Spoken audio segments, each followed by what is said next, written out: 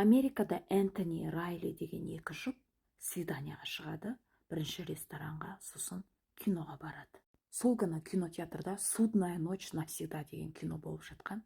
Бұл фильмнің сюжеті бойынша Америкада бір күн болады жылына, «Судная ночь» деп аталатын, и сол күні адамдар бір-бірін қырып өлтірсе де сотталмайды, яғни заң жұмыс істемейді ол күні. Ондай боевик кино Райлиге ұнамайды, өйткені свиданияда, сондықтан анасына сообщение жасады. Кино қызық емес, бірақ маған Энтонидің қасында отыру өте ұнайды дейді. Кино аяқталғанда кинотеатрдың қызметкерлері залды тазалап алу үшін ішке кіргенде екеуі қансырап жатады. Екеуін атып кеткен, Райлидің маңдайына тиген, өліп кеткен, ал Энтони көзіне тиген оқ тірі болған. Полиция скорый шақырылады, Энтони больницаға жеткізіледі, бірақ 5 күннен кейін Энтони тоже қайтыс болады. Полиция бұл істі тексереді, кинотеатрға сол күні рабочий күн болғандықтан 6 адам кірген екен. Энтони мен Райлиден бөлек 4 адам бірге билет алған екен, яғни достар болып шыққан. Кинотеатрдың қызметкерлерінен сұхбат алған, қандай адамдар, кімдер деген сияқты, әрине аты жөні белгісіз, бірақ видеонаблюдение и адамдардың айтуы бойынша фотороботы құрастырылған. Бұл қылмыстық жағдай бүкіл Американың жаңалықтарынан көрсетіледі и бір күні полицияға анонимный звонок түседі. Бұл екі жұпты кім өлтіргені и қай жерде екені айтылады. Бұл екі жұпты өлтірген Джозеф деген жігіт екен. Джозефтің үйінен пистолет және Райлидің кошелегі табылған. Джозеф шизофрениямен ауырады екен и киноға кіргенде достарымен киноның сюжеті қатты әсер етіп, өзін жаман сезінген. Миындағы дауыстар сен де өлтіру керексің, сен өлтіресің немесе сені өлтіреді деп айта берген. Қасындағы 3 досы да ұсталған и 3 досының сұхбаты бойынша Джозеф өзінен өзі сөйлеп, айқайлап, барматат етіп бір нәрсе деп басқаша ұстады өзін деген. Киноның ортасында өзін жаман сезінген Джозеф туалетке барып келем деп шығып кетіп, машинасына барып, машинасындағы коробкадағы пистолетті алып кіреді. Қасындағы достары коробкада не ол деп сұрағанда пистолет деп жауап береді. Достары Джозефтің состояниясынан қорқып, пистолетін көріп, біз де туалетке барғымыз келіп жатыр деп үшеуі шығып кетеді. Солай кинотеатрға қайта оралмайды. Ал Джозефтің шизофрениясы қозып, екі жұпты атып кетеді. Джозефтің ауруына байланысты сот 2 жылдан астам созылып кетеді. 2024 жылы өмір бойлыққа сотталады. Филиппинада Кристина деген 97 жылғы қыз модель болған, мисс красотыға қатысқан, 2020 жылдары стюардесса болып жұмыс істеген. Кристина жігіттермен дос болған, жақсы көрген, қыздармен онша тіл табыса алмайтын болған. Достарының ішінде 5 жақын достары болған мына жігіттер. Осы 5 жігітпен 2020 жылы жаңа жылды бірге өткіземіз дейді. Кристинаның 5 досы да гей болған, сондықтан қыз олардан қорқпаған. 31 күні барда отырған, карантинге байланысты бар ертарақ жабылып қалғандықтан бұлар отель жалдаған.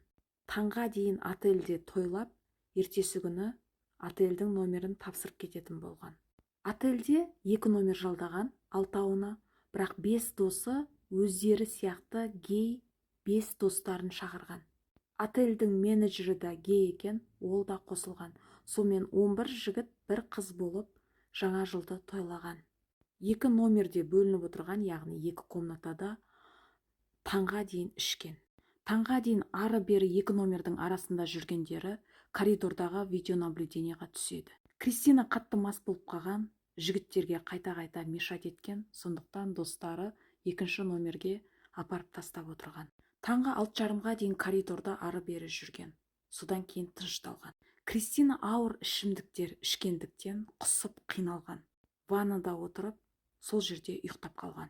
Азанғы 9:10 шамасында бір досы оянып ваннаға барады. Сол кезде қызды көріп, кроватқа барып жат деп айтады. Кристина көзін ашпайды, қолымен кет деп айтады. Досы Кристинаға жан ашып, ваннаға көрпе төсек әкеп береді.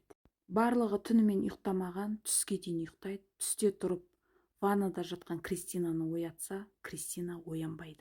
Кристинаның жүрегін тыңдаса, жүрегі соқпаған, пульс жоқ.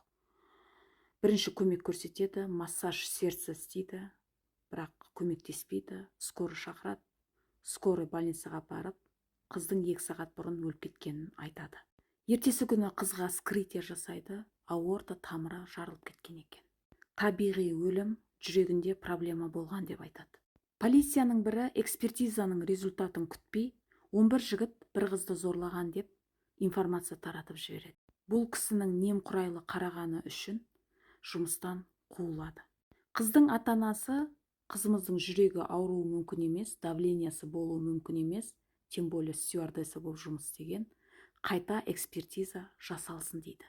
Қайта вскрытие жасалады, тағы да солай табиғи өлім дейді. Бұл қызды ешкім зорламаған, ешкім тиіспеген. Кристинаның ата-анасы 11 жігіттің бірі қызымызды улады деп ойлайды. Бірақ оған дәлел жоқ. 23 жасар мексикалық модель, бьюти-блогер тиктокта прямой эфирде отырған кезде атып кеткен. Валерия Маркес 13 май 2025 жылы өзінің салон красотыйында прямой эфир жүргізіп жатқан. Сол кезде салонға курьер болып кірген жігіт маска тағып алған.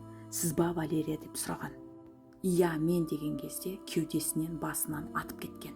Атқан жігіт ешқандай улика қалдырмай сыртқа шығып, мотоциклде тағы бір жігіт күтіп отырған, соның артына отырып кетіп қалған.